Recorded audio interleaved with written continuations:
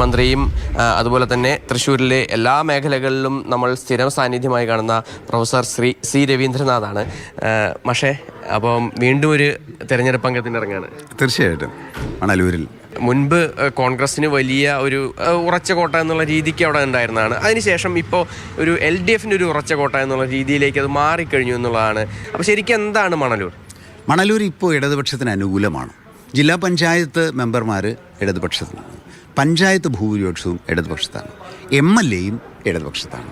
തീർച്ചയായിട്ടും അതിൻ്റെ അർത്ഥം മണലൂർ ഇപ്പോൾ ഇടതുപക്ഷത്തിൻ്റെ ഭാഗത്താണ് എന്നുള്ളതാണ്. സിറ്റിംഗ് MLAയെ മാറ്റി മാഷ് അവിടെ വരികയാണ്.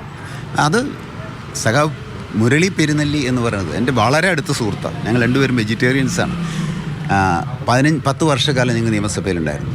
വളരെ മനോഹരമായി നിയമസഭയിൽ കാര്യങ്ങൾ അവതരിപ്പിക്കുക.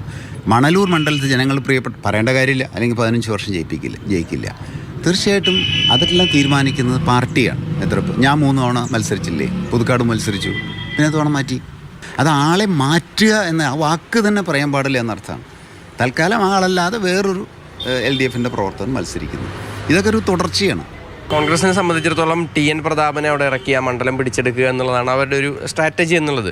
തീർച്ചയായിട്ടും കടുത്ത പോരാട്ടമാണ്. TN പ്രതാപൻ എൻ്റെ സുഹൃത്താണ്, ഞങ്ങൾ നിയമസഭയിൽ ഒന്നിച്ചിട്ടുണ്ടായിരുന്നു. പക്ഷേ ഇവിടെ നടക്കുന്ന രാഷ്ട്രീയ പോരാട്ടമാണ്.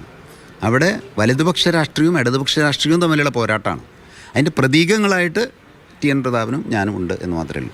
മണലൂരിൽ എന്തായിരിക്കും പ്രധാനപ്പെട്ട ചർച്ച? സർക്കാരിനെതിരെയുള്ള എന്തെങ്കിലും വികാരമുണ്ടോ? സർക്കാരിനെതിരെ മണലൂരിൽ മാത്രമല്ല, ഞാനിപ്പോൾ ഈ ഒരു മാസത്തിനുള്ളിൽ കേരളത്തിൽ മുഴുവൻ പല പ്രവർത്തനങ്ങളായിട്ട് പോയിട്ട് എങ്ങും ഈ സർക്കാരിനെതിരെ ഒരു വികാരം കണ്ടിട്ടില്ല. സർക്കാരിന് അനുകൂലമായിട്ടുള്ള വികാരമാണ്. സർക്കാർ തുടരുക തന്നെ വേണം. ക്ഷേമ പ്രവർത്തനങ്ങളായാലും വികസന പ്രവർത്തനങ്ങളായാലും വിദ്യാഭ്യാസ ആരോഗ്യ പ്രവർത്തനങ്ങളായാലും ഈ സർക്കാർ തുടർന്നാലേ ഇത് നിലനിൽക്കുള്ളൂ എന്ന അഭിപ്രായം പൊതുവിൽ കേരളത്തിലുണ്ട്. അത് മണലൂരിലുണ്ട്. പുതുക്കാടിലെ MLA ആയിരുന്നു, മന്ത്രിയായിരുന്നു. അതുപോലെ തന്നെ ഇനിയിപ്പോൾ മണലൂരിൽ കടുത്ത പോരാട്ടത്തിനായി ഇറങ്ങുകയാണ് professor C Ravindranath. MS Lishoy, Mathrubhumi news, Thrissur.